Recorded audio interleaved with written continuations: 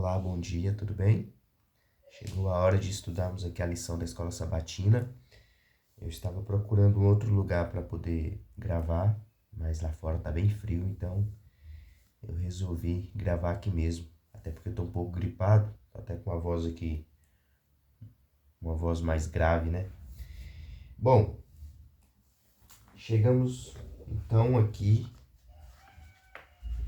domingo, dia 13, e o título da lição hoje é Quem é o Senhor? Nós já vimos nos estudos anteriores que Moisés, ao encontrar com Deus, pergunta, né? Mas e quando eu voltar ao povo do Egito, quem que eu vou falar com eles que está me enviando, né? Só que essa pergunta aqui é feita por outra pessoa e não foi apenas uma pergunta para conhecimento, foi uma pergunta desafiadora, né? Quem é o Senhor? E quem respondeu dessa forma foi o rei do Egito, o faraó, né? Nós vimos também em outros estudos que o faraó era como se fosse um deus. E aqui na leitura de hoje, que está no capítulo 5 do livro de Êxodo, nos versos 1 e 2, diz assim: Depois que Moisés se encontra com Deus na sarça ardente, e ele vai ao encontro de Arão, né, no deserto, e eles se unem para ir até o Egito para pedir a Faraó que deixasse o povo de Israel sair. Então a leitura diz assim: Depois foram Moisés e Arão e disseram a Faraó: Assim diz o Senhor, Deus de Israel: Deixa ir o meu povo, para que me celebre uma festa no deserto. Respondeu Faraó: Quem é o Senhor, para que lhe ouça eu a voz e deixe ir a Israel? Não conheço o Senhor, nem tampouco deixarei ir a Israel. Como eu disse, essa leitura, essa resposta de Faraó, não é apenas uma pergunta para. O cachorrinho está tentando abrir a porta, não sei se vocês estão ouvindo ali, mas ele está batendo na porta. Então, essa resposta de Faraó não é apenas uma pergunta para saber quem é o Deus. Essa pergunta aqui, na verdade, é uma negação de Deus e, mais do que isso, um desafio. Porque ele pergunta: quem é o Senhor? Eu não conheço o Senhor e tampouco deixarei ir a Israel.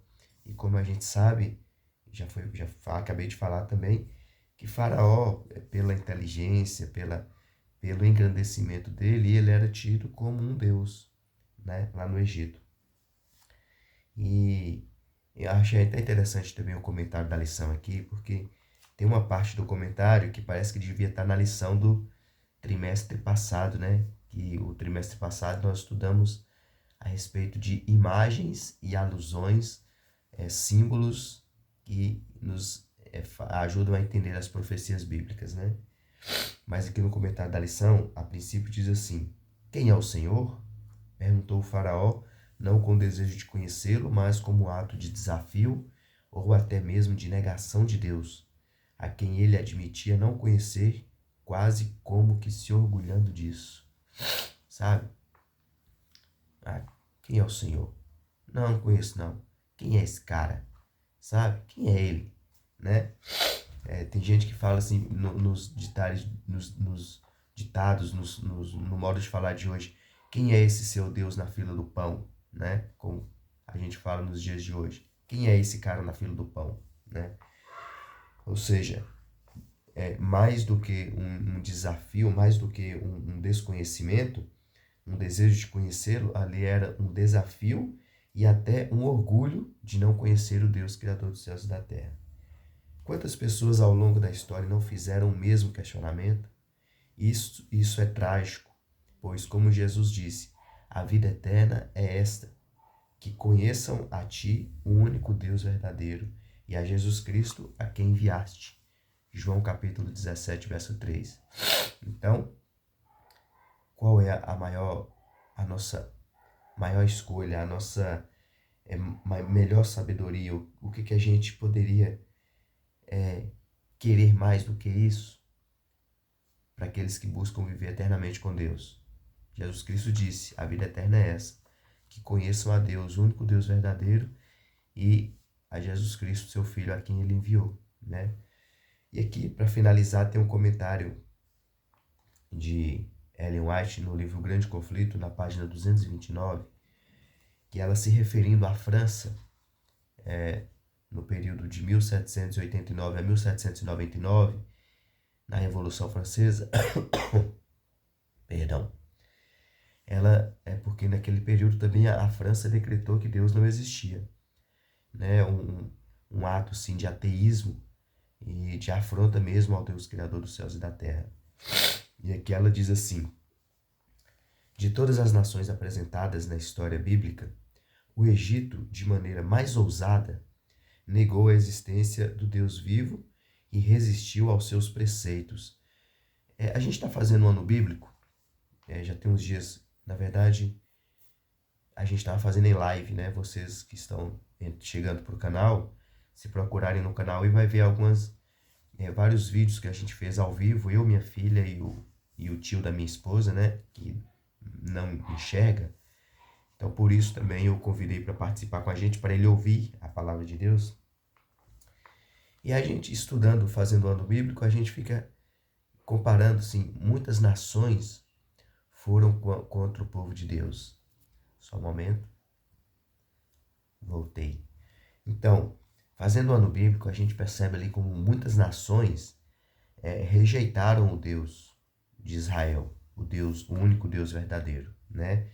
E, assim, teve nações como a Síria, se não me engano, quando Josias era rei, que a Síria veio lutar contra Josias e falava assim: se os deuses das outras nações que eu derrotei não puderam livrá-los, por que você acha que o seu Deus vai poder livrar? Tá vendo? Assim, ele desafiou o Deus de Israel, o Deus de Judá, mas não negou a existência dele. Quando Nabucodonosor da Babilônia veio invadir o Judá também, levou o povo cativo, ele levou os utensílios ali do povo de Israel, colocou no templo do Deus dele, mas não negou a existência do Deus de Israel. Ele só considerava que os deuses deles eram mais poderosos do que o Deus de Israel. Então, assim, muitas nações lutavam contra o povo de Deus, mas não eram tão desafiadores como foi aqui no Egito. E aqui, trazendo mais uma vez para a leitura do Grande Conflito, quando ela diz assim: de todas as nações apresentadas na história bíblica, o Egito, de maneira mais ousada, negou a existência do Deus vivo e resistiu aos seus preceitos. Nenhum monarca se atreveu a se rebelar de forma mais aberta e arrogante contra a autoridade do céu do que o rei do Egito. Isso é ateísmo. E a nação representada pelo Egito, ou seja, a França, na época da Revolução Francesa, expressaria igual negação às reivindicações do Deus vivo, manifestando idêntico espírito de incredulidade e desafio. Inclusive é profetizado na Bíblia que na Revolução Francesa aconteceria esse ato de ateísmo contra Deus, né?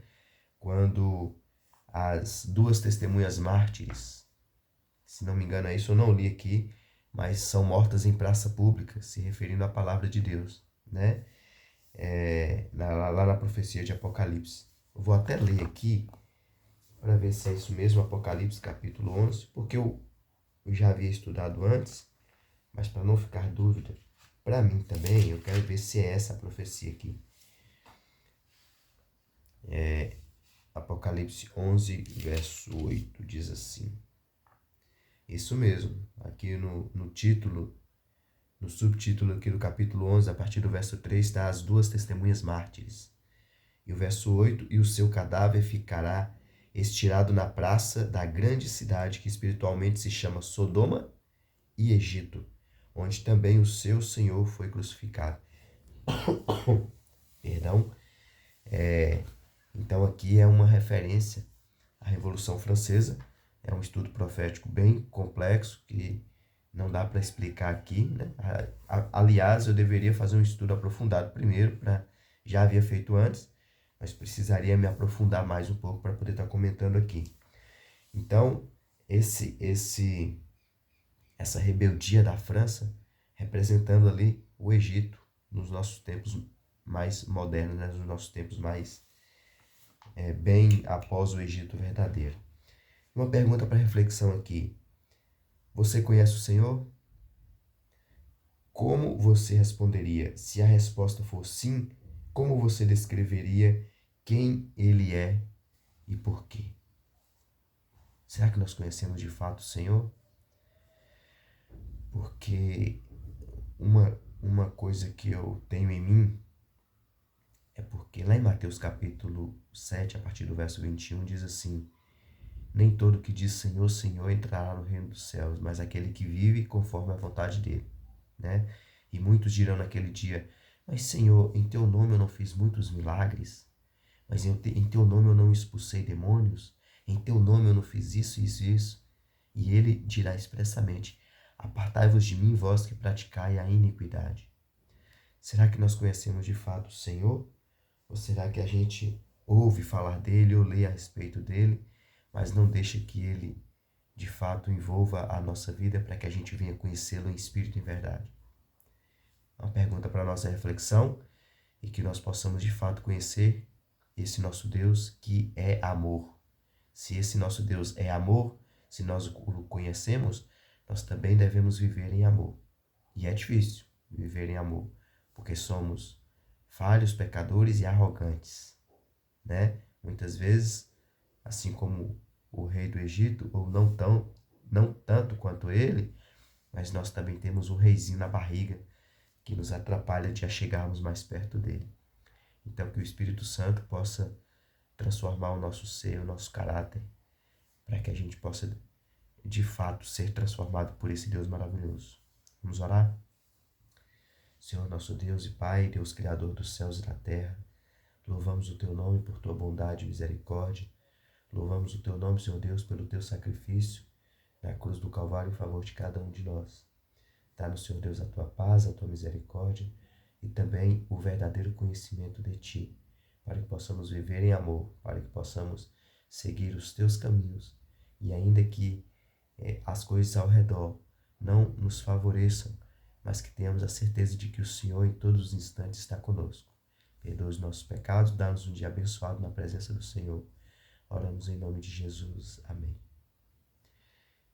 Muito obrigado por assistir mais uma vez. Fique com Deus e até o nosso próximo estudo.